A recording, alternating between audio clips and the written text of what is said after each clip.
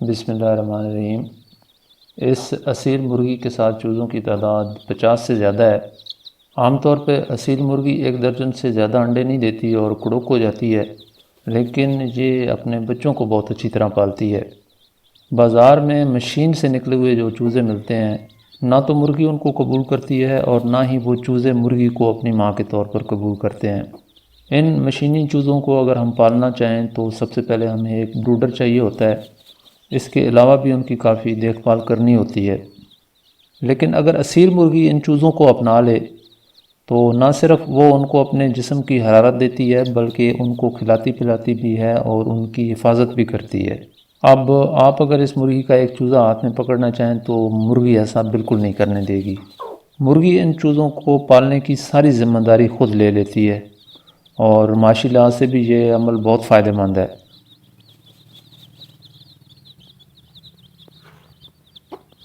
میرا شعبہ I T کا ہے، ساری عمر کمپیوٹر ہی میرے دائیں بائیں رہے، لیکن ساتھ ہی ساتھ میں نیچر کا اسٹوڈنٹ بھی ہوں۔ نیچر سے دلچسپی کی وجہ سے ہی 2014 میں شہر کو چھوڑ کر میں نے آبادی سے دور یہ ڈیرا بنایا۔ یہ دڑوٹ گاؤں کی حدود میں ہے، لیکن گاؤں سے تقریباً 4.5 کلومیٹر دور ہے۔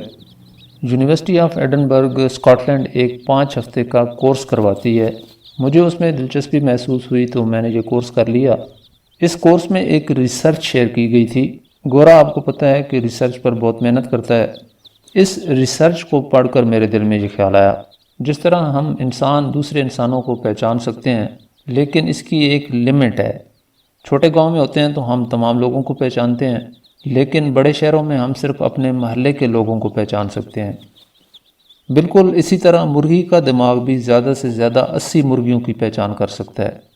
ایک اور ریسرچ بھی پڑھنے کا موقع ملا جو اس بارے میں تھی کہ نئے ہیچ ہونے والے چوزے اپنی ماں کی شناخت کیسے کر سکتے ہیں۔ تو یہ ریسرچ پڑھ کر میں کافی حیران ہوا کہ یہ گورا کون کون سی معمولی باتوں پر بھی سالوں غور و فکر کر کے نتائج اکٹھے کرتا ہے، جبکہ غور و فکر کا حکم تو ہم مسلمانوں کو دیا گیا ہے۔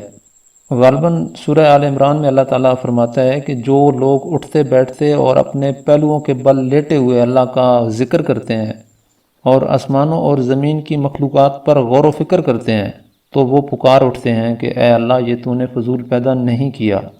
اس کے علاوہ بھی قرآن مجید میں کافی جگہ پر غور و فکر کا حکم دیا گیا ہے، بلکہ سورہ الاعراف میں غور و فکر نہ کرنے والوں کو چوپایوں سے تشبیہ دی گئی ہے اور ان سے زیادہ بدتر، گمراہ اور غافل قرار دیا گیا ہے۔ تو خیر میں نے اس پہ غور کرنا شروع کیا۔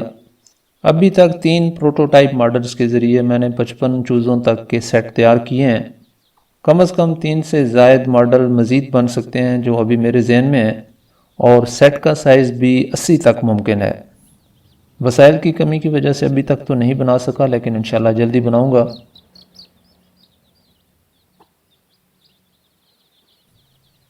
ایک انڈے سے چوزہ اور پھر مکمل مرغی بننے تک کے سفر میں مرغی کی قیمت کا تقریباً 40% کے قریب صرف خوراک پر خرچ ہو جاتا ہے، اور اگر اس کو ہم قدرت کے قوانین کے مطابق نہ پالیں تو بیماری حملہ کر دیتی ہے، اور میڈیسن کا خرچہ بھی تقریباً 40% ہو جاتا ہے۔ لیکن اس کے باوجود کبھی کبھی ریکوری نہیں ہوتی بلکہ 100% نقصان ہی ہو جاتا ہے۔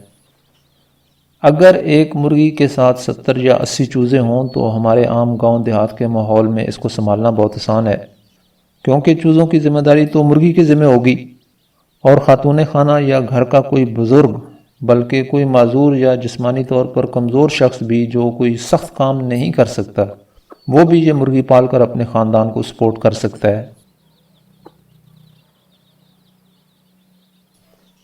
جب ہم بازار سے انڈے خریدتے ہیں تو ہماری کوشش ہوتی ہے کہ انڈا 20 کے بجائے 15 کا مل جائے یا گوشت سستا مل جائے۔ اب اس مرغی کو کیسے پالا گیا، کیا کھانے کو دیا گیا یا کیا دوائیاں دی گئیں، ان چیزوں سے کوئی خاص فرق نہیں پڑتا۔ کافی ممالک میں باقاعدہ قوانین ہیں کہ مرغی کو کم از کم کتنی خالی جگہ دی جائے جس میں وہ آزادانہ گھوم سکے۔ فری رینج چکن پروڈکٹس کی قیمتیں بھی زیادہ ہوتی ہیں کیونکہ ماحول کا اچھا اثر مرغی پر بھی ہوتا ہے، اسے ایک حد سے زیادہ اینٹی بائیوٹک میڈیسن بھی نہیں دی جا سکتی۔ فری رینج کے اپنے قوانین ہیں۔ مرغیوں کے لیے کم از کم جگہ کے بھی مختلف قوانین موجود ہیں۔ ان کو کم از کم ان کی آدھی زندگی کھلی فضا میں لائیو ویجیٹیشن تک رسائی ملنی چاہیے۔ تقریباً ہر بندہ جانتا ہے کہ اگر پاگل خانے میں ایک ٹھیک آدمی کو ڈال دیا جائے تو وہ بھی کچھ وقت کے بعد پاگل ہی ہو جائے گا۔ تو جیسے ماحول کا اثر انسان پہ ہوتا ہے، ایسا ہی ہر جاندار پہ ہوتا ہے۔ اگر مرغی اپنے پسندیدہ ماحول میں رہے گی اور اپنی پسند کی خوراک کھائے گی تو نہ صرف اس کا گوشت اور انڈے صحت کے لیے مفید ہوں گے بلکہ ان پر لاگت بھی کم ہو جاتی ہے۔ لیکن مرغی کو خوش رکھنے کے لیے اس کی نفسیات کا علم بھی ہونا بہت ضروری ہے۔ مرغیوں کی نفسیات پر میں ایک کتاب بھی لکھنے کی کوشش کر رہا ہوں جس کا آدھے سے زیادہ کام ہو چکا ہے۔